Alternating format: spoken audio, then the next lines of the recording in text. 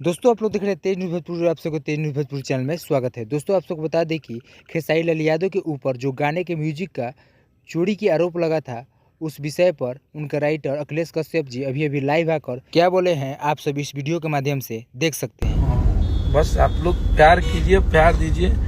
धुन कॉपी का है तो गाना कॉपी का है। अरे आप एक बंद रूम में एक फोन चला के आप जज कर देते हैं। जो दिन भर रात भर कोरियोग्राफर, डांसर, हीरो हीरोइन उसमें डांस किए, उन लोग के पास कोई अकल नहीं है। आप हमको बताने लगे कि धुन क्या होता है और गाना क्या होता है। एक यूनिट होती है, 100 लोग उसमें काम करते हैं, उनको नहीं पता है।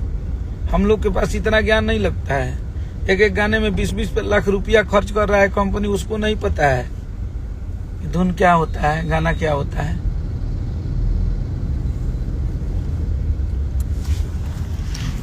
कुछ भी बोलने से पहले एक बार सोचना चाहिए इंसान को कि क्या बोल रहे हैं। खैर एनीवे, सब लोग भाई हैं, प्यार से रहिए। और कुछ सोशल मीडिया मिलल बा, एकरा पर अपन सोशल वर्क दिखावे खातिर, एकरा पर बदरेसन फैलावे खातिर ना, एकरा पर कुछ अटर पटर बोले खातिर मोबाइल मिला हाथ में, कुछ भी टाइप कर दिए, कुछ भी पोस्ट कर दिए, ये नहीं होता है।